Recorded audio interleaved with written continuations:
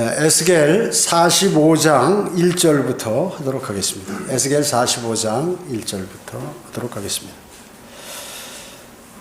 지금 천년왕국에 관한 내용이죠. 앞에는 이제 천년왕국 성전들의 그 규격과 모양들, 그리고 이제 44장에서 통치자를 위한 대문, 그리고 미래 성전의 제사장들에 관해서 했고, 이제 45장에서는 이제 그 천년왕국 그 땅에 주님의 목, 주님께서 관장하시는 것, 그 다음에 통치자가 어떤 지역을 관장해서 그렇게 하고 있는가, 또 제사는 어떻게 드리는가, 이런 내용에 관해서 말씀을 드리도록 하겠습니다. 특히나 제사장과 통치자가 받는 유업, 이것에 관해서 알아보도록 하겠습니다. 1절입니다.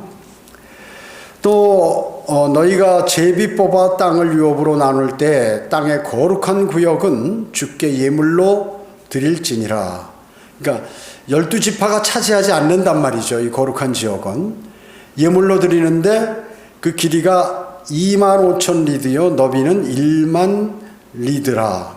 그 주변의 모든 접경이 거룩하니라. 자, 그러니까 25,000 리드 하면 우리 키로수 하면 약 82.5km, 그리고 만 리드 하면 약 33km. 그러니까 여러분들이 거리 개념이 있으신 분은 33km 정도 되면 어느 정도 크기다 하는 것을 계략할 수 있죠. 상당히 넓은 지역이에요. 넓은 지역입니다.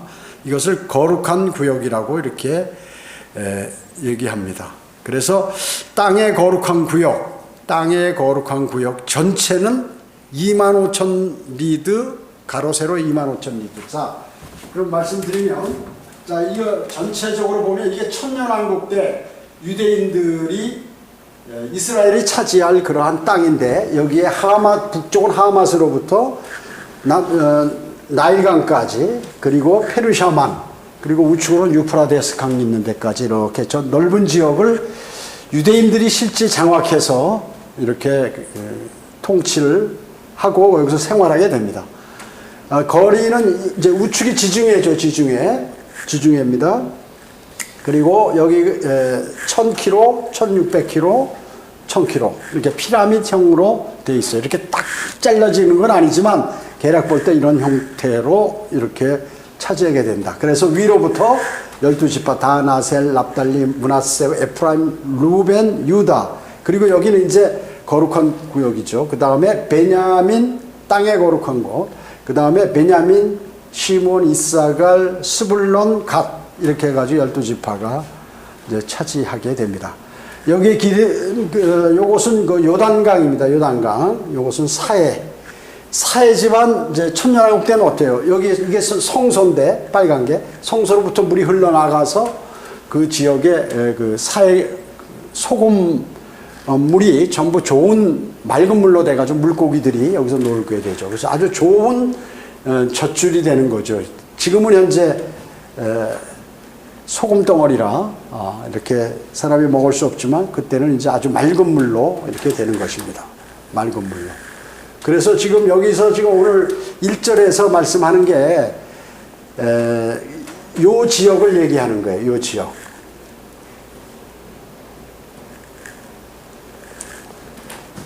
여기가 25,000 리드라고 얘기죠. 25,000 리드. 또 이쪽이 25,000 리드. 이렇게 돼. 정사경식으로 이렇게 돼 있죠. 요 지금 빨간 것이 여기 성소예요. 성전이 있는데. 자, 그렇게 되는데 지금 여기 보면 세 구역으로 이제 다음 구절에 나오는데 세 구역으로 나옵니다. 위에 여기서 여기까지 만, 여기서 여기까지 만, 여기서 여기 5,000 이렇게 해가지고 세 부류로 나눠요. 그래서 위쪽에는 레위인들 구역, 제사장들은 사독 계열의 제사장들이고 나머지 그 좀 배신했던 레위 그 제사장들 있죠. 그래도 하나님께서 구역을 주는 거예요. 여기서 살도록 하는 거죠. 그 다음에 제사장 구역은 여기 이제 가운데 가장 좋은 지역이죠. 여기 성소가 있고 하기 때문에 거룩한 그러한 지역이고, 여기 이제 성읍, 예루살렘 성읍이 이제 여기로부터 이렇게 붙어 있는 거죠. 예루살렘 성읍이. 성읍이 있기 때문에 여기는 공동으로 사용할 수 있는 거, 아무나 와서 전체 12지파들 전부 들락달락 대면서 이렇게 할 수 있는 그러한 예루살렘 도성이고, 그래서 성읍입니다. 그래서 실질적으로 뭐 대단히 크죠. 여기 한 85km 정도, 80몇 킬로 정도 이렇게 되는데, 그 안에 이제 여기 한 33km, 33km, 여기 뭐 16km, 16.5km 정도 이렇게 되는 그 넓이의 지역을 차지하는 것입니다. 자, 그렇기 때문에 성읍의 지금 여기 그 땅의 거룩한 구역, 여기를 이제 이 전체를 땅의 거룩한 구역이라고 하죠. 이거 땅의 거룩한 구역을 세 등분으로 이렇게 나눈다 하는 것이죠. 그래서 제사장들은 여기서 집을 짓고, 이제 여기 천년왕국에는 집이 있습니다. 제사장들 집이 집 짓고 사는 그러한 구역이에요. 그래서 성전에 가장 가까운 곳에 그렇게 거주할 수 있도록 하나님께서 이렇게 해 놓으신 거죠. 자, 그 다음에 그 저쪽에 보면 옆에 이 통치자의 구역이 있어요. 통치자, 이게 누가 그 다윗과 다윗의 후손들이 여기서 사는 지역이에요. 이쪽 상당히 넓죠. 각 지파보다도 대단히 넓어요. 여기가 대단히 넓습니다. 그래서 가운데를 두고 양쪽에 통치자의 구역, 다윗과 그의 후손들이 거기서 살 수 있는 그러한 구역, 통치자의 몫이라 그 얘기죠. 그래서 남쪽으로는 이제 성경에 나오는데, 요 북쪽으로는 유다, 그리고 남쪽으로는 베냐민, 이게 명확히 나왔기 때문에 요 사이에 있는 것이 맞는 거예요. 예. 성경에 이제 그 뒤에 구절을 읽어보면 나오게 되겠습니다. 자, 그 다음에 천년왕국의 성소는 거룩한 구역에 있게 됐는데, 클라렌스 라킨이 지은 그 세대적 진리, 거기에는 실로와 동일한 위치로 표시하기 때문에, 이건 이제 라킨이 잘못 이렇게 표시한 좀 별도의 그러한 자신의 의견이지만 성경적이진 않다. 그 내용은. 그래서 여러분, 클라렌스 라킨이 지은 세대적 진리에 로커만 목사님의 그 교리하고 조금, 그러니까 성경적인 교리, 로커만 목사님의 교리가 아니라 성경적인 교리와 약간 틀린 것이 있어요. 왜냐하면 그때로서는 그 사람이 대단했죠. 로커만 목사님도 세대적 진리를 보고 이제 참고해서 더 이제 연구해서 이렇게 향상된 진리를 이렇게 갖게 됐는데, 하여튼 현재 실질적인 성경적인 교리와 약간 틀린 것들이 있어요. 그래서 제가 세대적 진리를 강의할 때 그 틀린 점에 관해서 이렇게 설명을 다 해놨습니다. 거기에요. 해놨어요. 자, 그래서 이제 실질적으로 여기 거룩한 이 성소로부터 동쪽으로 물이 흘러가지고 이제 사해로 흘러 들어갑니다. 그래가지고 이 사해 물이 이제 아주 정화되고 물고기들이 놀고 아름다운 장소가 되는 거예요. 아주 아름다운 장소예요. 그러니까 여기에 지금 땅의 거룩한 구역 내에 이 젖줄이 되는 거죠. 어마어마하게. 여러분 어떻습니까? 사람이 사는 데는 물도 있어야 되고 산도 있어야 되고 뭐 이렇죠. 물이 필수입니다. 필수. 그래서 세계 문명의 발상지를 전부 보면 강을 주변으로 해서 이렇게 모이게 되고, 도시도 강을 주변으로 해서 큰 도시들이 형성이 됐어요. 서울 같은 경우는 왜 좋아하냐면 한강이요. 한강이 어마어마하게 크거든요. 막 그 물의 양이 어마어마해요. 그러니까 그 우리나라에서는 그 서울이 그래서 더 이제 그쪽에 도읍지를 선정했죠. 과거에는 무슨 뭐 개성에도 했다가 저 남쪽에도 했다가 뭐 왔다 갔다 하다가 나중에 제일 좋은 자리를 거기 형성해서 사람들이, 물이 마르질 않아요. 아무리 가물어도 한강 물이 마르렀다는 그런 소리가 없어요. 그러니까 거기에 사람들이 모여 살고 도시가 형성이 되고 그렇죠. 나일강도 마찬가지고, 유프라데스강, 티그리스강도 마찬가지고, 인도의 겐지스강, 인더스강도 마찬가지고, 거기에 다 중국의 황하도 마찬가지고, 전부 이렇게 큰 강가 옆에 미국 미시시피강 뭐 이런 식으로 이제 좋은 그 큰 도시들이 형성이 되는 것이죠. 자, 그렇기 때문에 여기 성경에는 뭐냐면 47장 8, 9절에 보면 그때 그가 내게 말씀하시더라. 이 물은 동쪽 지역으로 흘러 사막으로 내려가서 바다로 가나니 바다로 들어갈 때 그 물들이 치유받으리라. 이 바다는 사해를 얘기하는 거예요.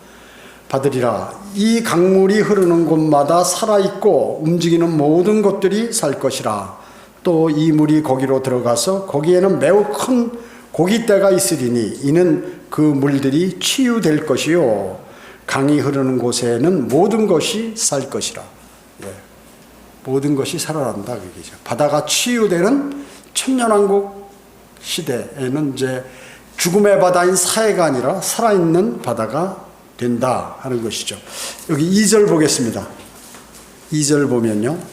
이 중에서 성소를 위한 곳이 있으리니 길이가 500이요. 500리드라는 거죠. 길이가 500이요. 너비가 500으로 둘레가 정사각이며 또 사면에 50규빗은 외곽이 될지니라. 이 측량한 것 중에 너는 길이 25,000과 너비 1만을 재어 그 안에 성소와 지성소를 둘지니라. 자,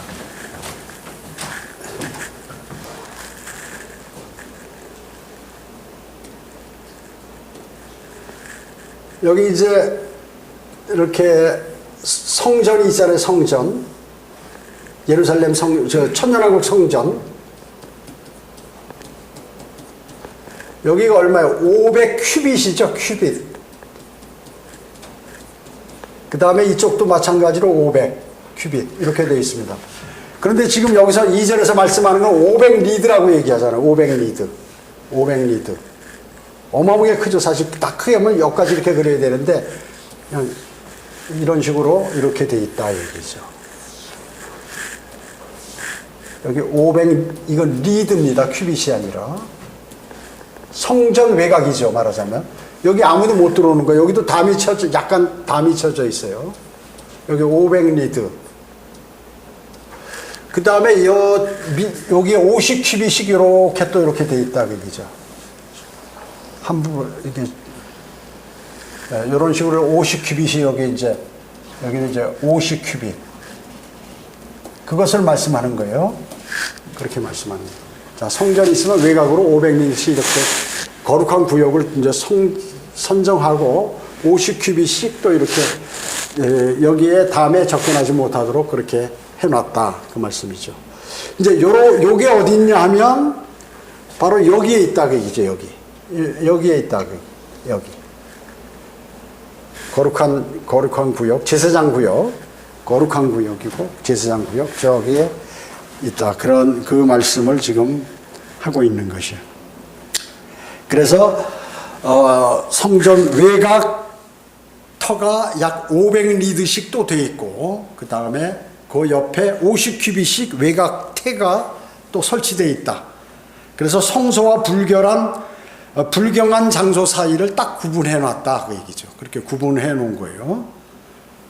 여러분 어때? 우리 그 궁전 같은 데 있죠. 경복궁이나 무슨 이렇게 이런 데 가보면 왕이 있는 곳에 이렇게 탁 안에 별도로 이렇게 져 있고 그 외곽이 또 있고 또 성이 있고 이렇게 외곽 벽이 있고 이렇게 돼 있는 것과 마찬가지로 그렇게 돼 있습니다. 자금성도 마찬가지고 다 그렇죠. 자, 그래서 거룩한 헌물 구역을 말하는데 거기에는 성소와 지성소가 있는 성전 건물이 저 안에 들어가 있다 하는 것을 지금 말씀하고 있는 것이에요. 자, 그러면 4절 보겠습니다. 4절. 그 땅의 거룩한 구역은 주를 섬기려고 다가오는 성소의 일꾼들인 제사장들을 위한 곳이 되게 할지니 그들의 집들을 위한 장소와 성소를 위한 거룩한 곳이 되리라. 다시 말씀드리면 4절은 지금 이 구역을 얘기하는 거죠. 요 가운데 토막. 여기는 이제 과거에 제사장들이 수고도 많이 하고 목숨 걸고 지키고 자신이 많이 하니까 넓은 지역을 주어서 여기서 집 짓고 살고 거기에서 성전 가까운 곳에서 거주하면서 성전에 들어가 일을 보고 다 이렇게 할 수 있도록 그렇게 했다는 그 말씀이에요. 4절은. 그래서 제사장들을 위한 곳이 된다. 이제 그 안에 성소가 있고 제사장들의 집들이 거기에 있게 된다 하는 것이죠. 이것은 하나님께서 이제 그 에스겔 44장 28절에 보면 내가 그들의 소유니라고 말씀하신 것과 같은 거예요. 그리고 하나님께 예물로 드려진 헌물, 즉 제사장의 몫이라 하는 것이죠. 그것이 자연스러운 것입니다. 자, 5절에 보겠습니다. 또 길이 2만 5천 너비와 1만은 전에 일꾼들의 레위인들이 위한 소유로 20개의 방을 둘지니라. 뭐 큰 방 20개가 어디를 얘기하는 거예요? 레위인들 여기. 옛날에 좀 제사장들이 좀 배신했지만 그 후손들이 그래도 하나님께서 약속하셨기 때문에 여기에 이제 레위인들이 여기 살도록 그렇게 하는 것이죠. 그래서 에스겔 44장 10절에 보면 나를 떠나 곁길로 갔으니 그들도 그들의 죄악을 담당하리라. 대제사장들은 안 돼도 하나님께서 아주 큰 대우를 해주시는 것이죠. 주님은 신실하십니다. 여기 6절 보겠습니다. 6절에 너희는 거룩한 구역의 예물 건너편 너비 5천과 길이 2만 5천의 성읍을 소유하여 그것으로 이스라엘의 온 집을 위한 것이 되게 할지니라. 이스라엘 모든 사람들이 그것을 사용할 수 있게. 어디요? 여기 얘기한 거죠. 여기가 길이가 남북으로 5천 리드 그리고 동서로 2만 5천 리드 이 지역을 얘기하는 거죠. 성읍 예루살렘 도성 있는 그 성읍이 지역인데 여기서 이거는 이제 12지파 모두가 사용할 수 있게 그렇게 해 놓으신 것이죠. 자, 하나님께서 참 대단하세요. 어떻게 천년왕국에 이렇게 자상하게 이렇게 해 놓으실 수 있냐 그 얘기죠. 주님이 완전히 무슨 어떤 그 하나님께서는 뭐든지 그냥 일을 대충 하시는 게 아니라 아주 자세하게 정확하게 조금도 틀림없이 이렇게 잘 하시는 분이세요. 자, 7절 보겠습니다. 한 구역은 통치자의 목이 되리니 거룩한 구역의 예물과 성읍의 소유 이편과 저편이며 거룩한 구역 예물 앞과 성읍의 소유 앞에 서편으로 향한 서쪽과 동편으로 향한 동쪽으로부터 그 길이 그 구역 중에 하나와 마주보게 될 것이니 즉 서쪽 경계에서 동쪽 경계니라. 자, 이거 이제 지금 뭐예요? 7절은 통치자의 몫이에요. 6절 했죠? 네, 7절. 통치자의 몫이에요. 통치자는 뭐예요? 다윗이어서 다윗. 6절까지는 주께 예물로 드려진 구역을 얘기하는데 북쪽에는 레위인 구역, 가운데에는 그 제사장들의 구역, 남쪽에는 그 성읍 소유로 이렇게 분할해 놨죠. 그런데 7절에서는 이제 통치자의 몫이 되는 거예요. 다윗의 몫. 그래서 서편으로 중간쯤 2만 5천 리드고 그리고 남쪽의 너비가 2만 5천 리드. 그래서 다른 지파들의 몫보다 훨씬 더 크다. 이거 훨씬 더 여기서 여기까지만 해도 2만 5천 리드 아니에요. 그죠? 그리고 양쪽으로 이게 엄청 넓잖아요. 그러니까 다른 지파보다도 훨씬 더 다윗이 통치자의 구역이 넓다. 왜? 이스라엘 다스린 왕이기 때문에.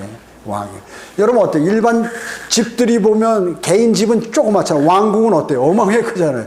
경복궁, 그 왕이 쓰는 걸 혼자 다, 물론 이제 그 직원들도 다 근무하고 하지만 그 왕이 사는 궁이 경복궁이란 말이죠. 다른 집은 초가집 이런 것을 그런데 그게 왕하고 백성하고 사실은 차이예요. 그렇기 때문에 물론 천년왕국 때는 그렇게 하나님께서 예수 그리스도께서 그렇게 차이나게 하지는 않으시지만 그런 의미다 그렇죠. 통치자의 몫이라는 게. 그러니까 어때요? 대통령이 되면 옛날에 청와대나 여기 용산이나 이런 넓은데 자기가 다 써버리잖아 혼자. 물론 직원들이 다 예하 직원들도 같이 쓰지만 대단하다고요. 그 다음에 외국 사람들을 맡는 그 영빈관이라든지 이런데 어마어마하게 크단 말이죠. 궁전같이. 왜냐하면 왜 그렇게 합니까? 그 나라를 대표하는 거기 때문에 그 다른 나라에 그 좀 눌리지 않게 그리고 그 나라의 국격을 높이기 위해서 다 그렇게 과거부터 그렇게 해왔습니다. 영국 여왕이나 영국 황제, 유럽의 황제들 어때요? 그 사람들 매일 놀고 먹잖아요. 그래서 국가에서도 어마어마하게 돈을 많이 주는 거예요. 그러니까 맨날 어떻게 해요? 맨날 영국 왕들도 보면은 말이죠. 여자들하고 돌아다니고 놀고 뭐 이렇게 망신살 삐치고 그러죠. 일을 평생 해본 적이 없어요. 그냥 일을 해본 적이 없어요. 오스트리아 왕이라든지 무슨 이런 데 말이죠. 프랑스 남단에 가보면 모나코라는 왕국이 있죠. 바티칸보다 조금 더 커요. 그러니까 세계에서 두 번째로 작은, 제일 작은 나라가 바티칸, 로마의 바티칸, 시국. 시면서 그건 나라란 말이죠. 그 다음에 두 번째가 뭐냐면 프랑스 동남단에 있는 그 모나코 왕국이에요. 거기에. 그 왕은 어때요? 왕은. 와, 어마어마하게 재산이 많죠. 재산이 많아요. 거기에 세계 그냥 유명한 그런 부자들이 거기 모여가지고 호텔 앞에 말이죠. 그 어마어마한 차 한 대 30억, 40억, 1000억씩 가는 차를 타고 와서 뽐내고 쫙 하고 사람들이 거기 관광객들하고 사진 찍고 이렇게 한단 말이죠. 그래서 왕이 다윗 왕이 하나님께서 그 이스라엘에 많은 왕들이 있었잖아요. 그 중에 다윗을 천년왕국의 통치자로 세우신 것이에요. 그러니까 예언대로 그대로 그렇게 하시는 것이다 하는 것이에요. 그래서 하나님께 인정받는 사람은 영원 무궁토록 그 사람은 영광을 나타내고 또 영광을 받게 된다 하는 것이죠. 대단히 중요한 겁니다. 그래서 그리스도인에게 이 땅에 있어서 약간의 고난 어려움들을 잘 견디고 반드시 면류관을 받으라는 게 그런 것이에요. 그런 것이에요. 지금 여기서 다윗 보세요. 다윗이 얼마나 고통을 많이 당했어요. 다윗이 어마어마하죠. 그리고 자신이 하나님 말씀에 관해서는 천하 없이도 지켰어요. 자기를 죽이려는 사울을 하나님께서 기름을 부었기 때문에 주님께서 자기 손으로 하나님이 명령하지 않으면 난 절대 그렇게 할 수 없다 해서 몇 번 죽일 수 있었는데, 원수를 죽일 수 있었는데 안 죽였다 그러죠. 그리고 하는 모든 것들이 하나님의 말씀에 그대로 따르려고 하는 거야. 그러나 그때 한 번 실수해서 간음죄와 살인죄를 저질렀지만 하나님께서 용서해 주신다. 물론 그가 자백을 안 했으면 용서하셨을까요? 아니죠. 용서 안 하시죠. 그러나 자백했기 때문에 용서하신다. 자, 여기 그러나 이 유업들을 이제 아들들에게 상속이 허용된다. 다윗 통치자의 목은 그 후손들에게 다 거기서 살 수 있도록 허용이 되는 것입니다. 그래서 여기 보면 46장 18절에 보면 억압으로 백성의 유업을 취하여 그들의 소유에서 그들을 쫓아내지 못할 것이다 라고 이렇게 말씀하고 있습니다. 자, 여기 8절 보겠습니다. 그의 소유는 이스라엘에서 그 땅에 있으리니 내 통치자들이 다시는 내 백성을 억압하지 아니하리라. 또 그들이 그 땅의 나머지를 그들의 지파대로 이스라엘 집에 주리라. 예. 이스라엘의 그 다윗이 이제 왕인데, 천년왕국에서도 이스라엘을 통치하는 왕인데 백성을 왕이라고 해서 억압하지 않는다. 여러분 어때요? 그 아합 왕 있죠, 아합 왕. 백성들을 아주 자기는 부자 아니에요. 그런데 가난한 사람이 있는 포도원을 그냥 나봇의 포도원을 뺏으려고 그걸 뺏지 못해서 그냥 안달하니까 아내가 이세벨이 말이죠. 하고 그를 죽이고 그걸 뺏어버리잖아요. 그런 게 없다, 천년왕국에서는. 통치자들이 자기 통치권을 남발해가지고 백성들을 못 살게 구는 이런 건 없다. 그러나 세상의 통치자나 왕은 어때? 대통령 모두는 백성들을 사실 억압하는 거예요. 보이지 않게 겉으로는 잘하는 것 같지만 그들이 하나님의 뜻에 의해서 그대로 다 잘하는 사람은 한 사람도 없다. 이 세상 전체에. 그러나 천년왕국에서는 그렇지 않다 하는 것을. 그래서 여러분들이 만약에 땅을 할당받아서 통치할 때도 그렇게 통치하실 것이에요. 아주 합리적으로 이렇게 잘 통치를 하실 것이에요. 천년왕국 시대의 통치자는 이처럼 그 백성을 억압하지 못합니다. 그는 자기 목으로 할당된 그 유업을 받을 뿐이지 성경에 명시된 대로 그대로 지켜서 하게 된다. 그래서 사람들은 안정된 생활을 한다. 안정된. 인류의 역사는 어때요? 인류의 역사는 왕이 됐다가 왕조가 바뀌면 어떻게? 삼족을 멸해버리죠. 다. 우리나라 같은 경우 대통령이 되면 전 정권인 사람 다 감옥에 버리잖아요. 이때까지. 초대 때부터 현재까지 계속 그래요. 계속 그래요. 그건 뭐 그러니까 정치를 해서 내가 정권을 뭘 해보겠다 하면 감옥을 갈고를 하고 그거 끝나면 다 감옥 가는 거예요. 그 밑에 있었던 같이 이렇게 권력을 누렸던 그 사람들은 다 감옥 가게 돼 있어요. 특히 이 동양권은 더하죠. 그래도 유럽은 이미 그런 것들을 다 과거에 끝냈기 때문에 덜한데 이 동양권은 그게 대단히 막강해요. 하여튼 심해요. 심해. 아주 싹 죽여버리네. 아주 죽여요. 죽여. 우리나라는 그런 건 없지만 아주 그냥 다 씨를 말려버린다 그 얘기죠. 왜? 자기 자리를 그 권세를 지키기 위해서 그런 일들을 한다. 이게 천년왕국에서는 그게 없다. 그런 것이 없다 하는 것입니다.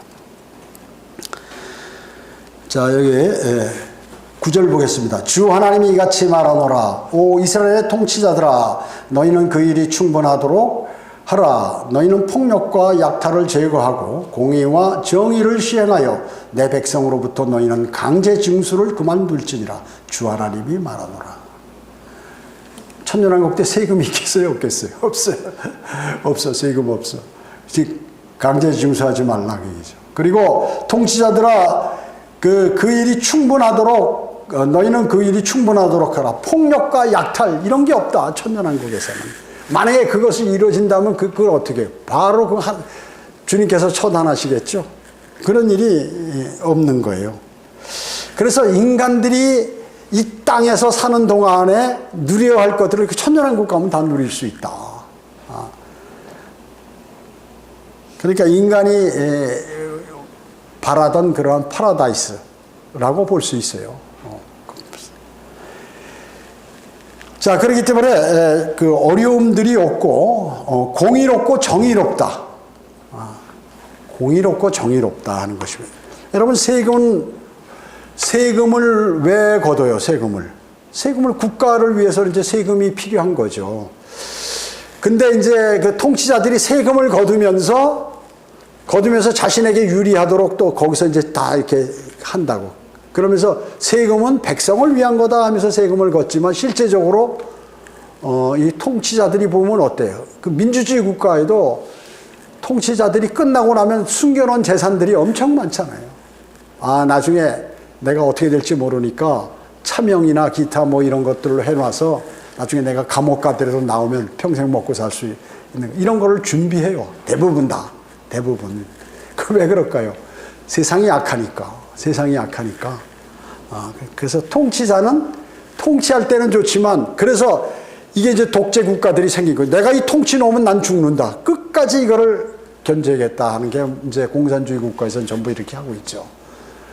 중국이라든지 러시아라든지 북한이라든지 뭐 이런 쿠바라든지 이런 벨로루스라든지 이런 나라들은 그냥 자기가 한번 통치하면 끝까지 하는 거예요. 법을 만드니까 철권 통치를 하니까 무서워서 사람들이 이렇게 하지 못하죠. 그런 것들이 천년왕국에는 없다. 천년왕국에 있을 수 없다 하는 것이죠. 10절에 너희는 공평한 저울들과 공평한 에바와 공평한 밭을 쓸지니라. 여러분 어때요? 이 세상에 지금 사업할 때 또 그 옛날에 쌀 장사 그 모르시는 분 있지만 쌀 되가 있어요. 이렇게 나무로 만들어서 한 말, 두 말, 한 대, 두 대. 이렇게 해서 되로 팔았어요, 이렇게. 근데 이 기술자 쌀 장사들은 이 쌀을 세운다고 그래요. 싹 부면 쌀이 이렇게 기울어진다는 거지. 쫙 차곡차곡 쌓이는 게 아니라. 그래서 좀 엉성하게 한다. 그래서 무게를 달아보면 거기서 이제 돈을 버는 거죠. 그리고 대를 칠 때 어떻게 마지막에 이렇게 나무로 된 원형으로 된 거 싹 깎는단 말이죠. 위로 올라오면 너무 많으니까 이렇게 싹 깎아요. 근데 요거를 짧게 쥐면서 싹 안으로 해버리면 요만큼이 더 깎아내버린단 말이죠. 그게 요게 대를 속이는 거야, 요게. 대를 속인다고 하는 거죠. 쌀 장사가 쌀을 적게 주고 돈은 많이 받기 위해서 계속해서 이걸 반복하면 엄청 많이 쌓이는 거죠. 이제 이런 것이 없다.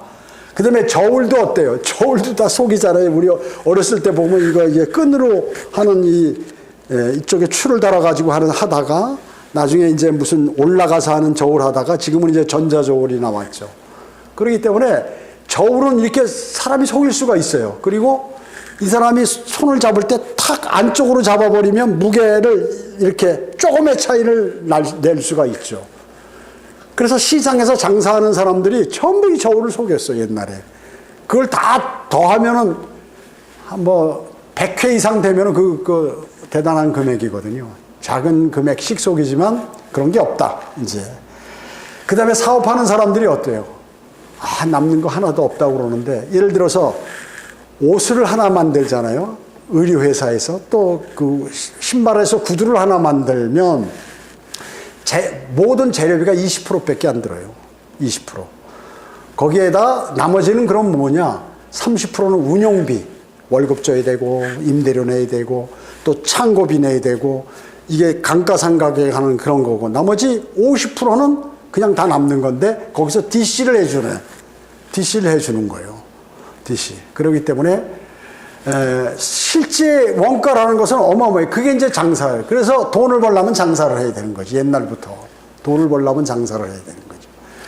그래서 음식점을 하면 사람만 많이 오면 무조건 돈을 번다. 갑부가 되는 거예요. 돈이. 우리 그래서 서울에는 유명한 음식점 갑부가 대단히 많아요.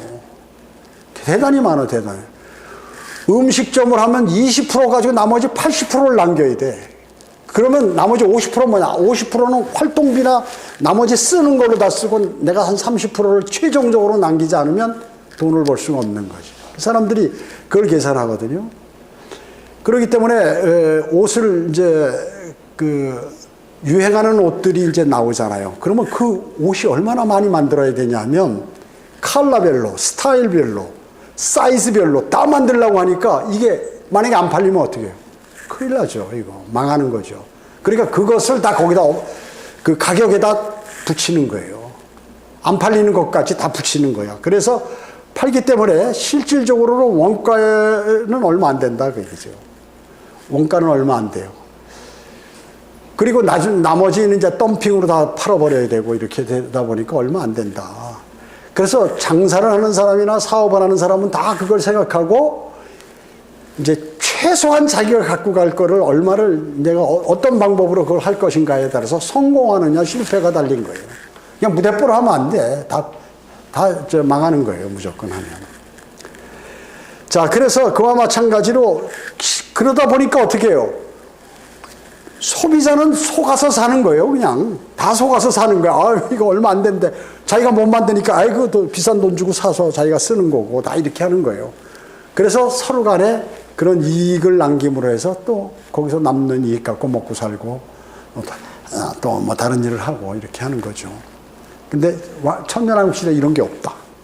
공평하고 탁 정확하고, 뭐 남을 속이려고 머리 쓸 필요도 없고, 남에게 속을까봐 의심하고 뭐 이런 보이스피싱 당할까봐 뭐 겁먹고 이런 거 없다. 없는 거예요. 그러니까 대단히 좋은 세대죠.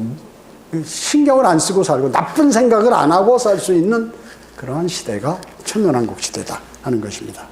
여기 11절에 봅니다. 에바와 밭은 한 가지 계량이 될 거예요. 에바하고 밭은 같은 거다. 밭은 호멜에 근데 밭은 호멜의 10분의 1을 담고 에바도 호멜의 10분의 1을 담을 것이요 계량은 호멜을 따를지니라 이렇게 말씀하고 있습니다. 예.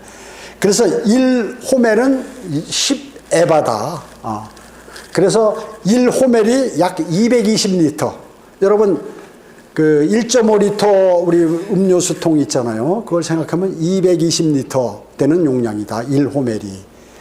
에바라는 것은 마른 곡식이나 마른 곡식에 사용하고 밭은 액체, 기름이라든지 무슨 뭐 이런 것들 액체에 사용하고 그 용량에 있어서는 계량은 같은 것이다. 그래서 1밭은 인 에바.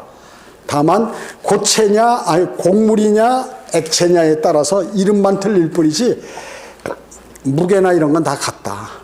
그 의미예요. 12절에 보면 세겔은 20게레라. 한 세겔은 20게레란 말이죠. 20세겔, 25세겔, 60세겔이 너희 만해가 될 것이요. 만해는 그러니까 60세겔이란 말이죠. 자, 20 더하기 25 더하기 15 하니까 60이란 말이죠.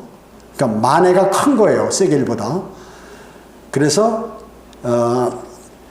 1만해는 60세겔이다 하는 것이죠. 물론 금은 또 100세겔로 이렇게 따지고 금은 좀 틀려요. 어려워. 그래서 사실 이제 이런 거는 여러분이 자세히 알 필요는 없어요. 계략 이런 것이다 이렇게 하시면 되죠. 자, 그 다음에 여기 12절에 보면 12절 그렇게 했죠. 그 다음에 13절 너희가 13절 이하에 보면 너희가 드릴 예물이 이것이니 밀 한 호멜에서 6분의 1 에바를 드리고. 자, 밀은 밀을 드릴 때 6분의 1을 드리라. 10분의 1이 아니라 밀일 경우에 6분의 1을 좀 많이 드리는 거죠. 11조보다 6분의 1을 드리고 한 호멜에서 6분의 1을 1 에바를 드리자. 6분의 1이다. 호멜이나 뭐 이런 것들 예물을 드릴 때 6분의 1을 드려라 하는 것이죠. 14절에 보면 기름의 율례, 즉 기름의 밭, 기름의 용량은 밭이라고 하거든요. 관에서는 너희는 10밭이요 한 호멜인 코르에서 한 밭에 10분의 1을 드릴지니라. 이는 10밭이 한 호멜임이라. 머리 아프죠?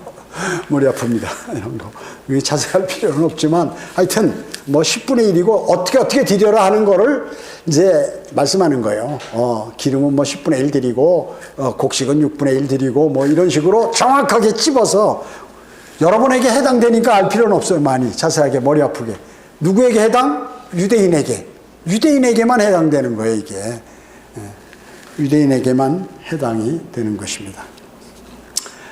여기 또 15절에 보면 이스라엘의 기름진 초장에 있는 200마리 양떼 중에서 어린 한 마리를 백성을 위한 화해를 이루기 위하여 음식제물과 번제물과 화목제물을 드릴지니라 주 하나님이 말하노라. 이렇게 얘기하고 있습니다.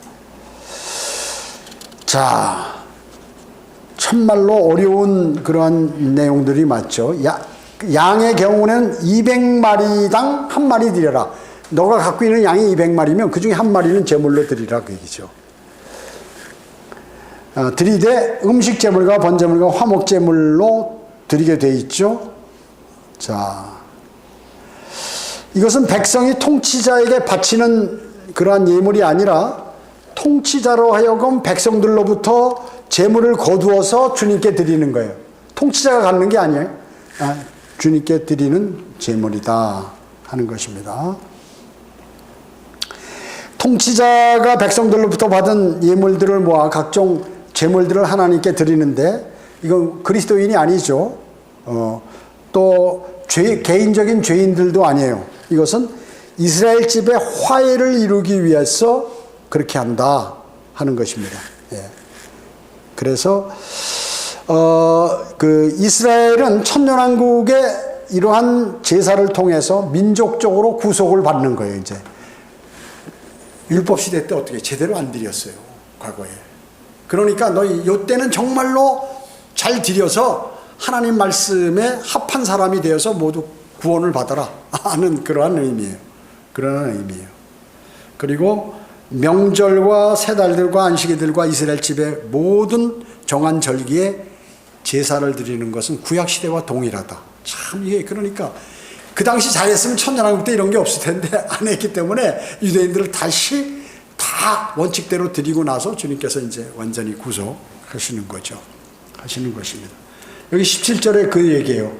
또 명절들과 세달들과 안식일들과 이스라엘 집의 모든 정한 절기에 번제물과 음식제물과 술 붓는 제물을 드리는 것은 통치자의 몫이 될지니라. 이는 이스라엘 집을 위한 화해를 이루기 위하여 속죄제물과 음식제물과 번제물과 화목제물을 예비할지니라. 18절에 주한함이 이같이 말하노라. 첫째 달 그 달 첫날에 너희는 흠없는 어린 수송아지 한 마리를 취하여 성소를 깨끗이 할지니라. 제사장은 속죄제물의 피를 취하여 전의 기둥들과 제단 밑판의 네 모퉁이와 안뜰 대문의 문설주 위에 바를지니라. 또 그 달 7일에는 잘못을 저지른 모든 자와 어리석은 자를 위하여 그렇게 하라. 그리하여 그 전으로 화해케 할 것이니라. 자, 성소를 정결케 하는 그러한 규례들이 지금 여기서 나오는 거죠. 첫째 달을 유대인들은 뭐라 아비몰, 니산월 이렇게 두 가지로 얘기하죠. 그래서 원래는 첫째 달을 아비몬이라고 옛날부터 쭉 지켜왔는데 바벨론의 포로가 된 뒤로부터는 니산월로 이제 사용하는 이렇게 불렀어요. 첫째 달을. 그래서 첫째 달을 직접 출애굽할 때 하나님께서 정해 주셨죠. 주께서 이집트 땅에 모세와 아론에게 일러 말씀하시기를 이 달이 너희에게는 달의 시작이 될 것이요 그것이 너희에게는 해의 첫 달이 되리라 이렇게 말씀하셨어요. 그래서 첫째 달을 딱 정해 주셨고 그 달 14일을 유월절로 정해 주셨죠. 예. 그래서 그 유대인들의 그 첫째 달은 우리로 얘기하면 한 3월이나 4월경 되는 거예요. 3월경이나 4월경 해당되는 것입니다. 자, 정말로 성경은 대단한 책입니다. 하나하나 인간이 제멋대로 이렇게 저렇게 놔두지 않으시고 정확하게 하나님께서 다 관여하셔서 이렇게 해놓으시는 것이죠. 예. 자, 눈앞에 실제 성전인 것처럼 우리가 성전을 에스겔에게 말씀할 때 우리가 읽어보면 우리가 눈앞에서 정말로 그 성전을 보는 것처럼 정확하게 몇 큐빗 그 다음에 몇 리드 정확하게 이렇게 말씀하신다. 그래서 우리는 그 말씀을 듣고 머릿속으로 상상하면서 내가 실제 그것을 보는 것처럼 이렇게 느낄 수가 있도록 자상하게 해놓으셨다 하는 것입니다. 자, 21절 보겠습니다. 21절. 첫째 달 그 달 14일에 너희는 7일간 명절로 유월절을 지키며 이 똑같아요. 저기하고 그 구약 율법하고 누룩 없는 빵을 먹지 말지니라. 그날의 통치자는 자신과 그 땅의 모든 백성을 위한 속죄 제물로 송아지 한 마리를 준비할지니라. 명절의 7일 동안에는 그는 주께 번제를 준비하되 7일 동안에 매일 흠없는 수송아지 7마리와 대단히 많죠. 순양 7마리며 또 매일 순염소 새끼 한 마리를 속죄 제물로 준비할지니라. 그는 음식 제물을 준비하되 수송아지 한 마리에 한 에바며 순양 한 마리에 한 에바며 한 에바에는 기름 한 흰이라. 일곱째 달 그 달 15일에 그는 7일간 명절에 그와 같이 행할 것이요 속죄 제물과 번제 제물과 음식 제물과 기름에 따라 그같이 행할지니라. 일주일 내내 그렇게 계속해서 매일매일 제사를 그렇게 드리라는 것이죠. 그래서 12장에는 유월절에 관해서 정확하게 이제 여기 21절부터 25절까지 나오는 것이에요. 그래서 천년왕국 때는 유월절을 지킨다 그대로. 그래서 주님께서 이미 출애굽기 12장 24절에서 이 유월절을 영원한 너희의 율례가 될 것이다 한 것이 천년왕국에서도 지키게 된다. 자, 구약시대 때는 유월절 7일간 수송아지 2마리, 순양 1마리, 1년 된 어린 양 7마리를 드리도록 돼 있어요. 그런데 천년왕국 유월절에는 어린 양이 빠졌다고 그랬죠? 예, 7마리가 삭제됐어요. 그 대신 순양 7마리로 대체했다. 순양. 어린 양은 없어요. 구약에는 어린 양인데 여기는 없다 그 얘기죠. 그래서 숫송아지도 7마리로 늘어난다 하는 것이죠. 왜 그렇습니까? 예수 그리스도께서 지금 어린 양께서 통치하고 계시기 때문에 어린 양은 거기에 제물로 드리지 않는 것입니다. 예. 자, 그 다음에 25절에는 유대력의 그 7월 15일이며 구약시대 장막절에 해당하죠. 7월 15일. 우리로 얘기하면 9월 하순경쯤 됩니다. 장막절이. 그래서 우리는 어때? 그 휴거는 5, 6월경에 우리가 이렇게 생각하고, 그 다음에 지상에 재림하시는 거는 9월경에, 9월 말쯤 이렇게 얘기하죠. 장막절. 그러니까 장막절은 주님의 초림과 재림과 관계되는 것이에요. 그래서 그리고 오순절은 우리 그리스도인이 처음 생겨난 날이 그 오순절이란 말이죠. 그렇기 때문에 그리스도인이 그때 휴거될 확률이 높다 하는 것입니다.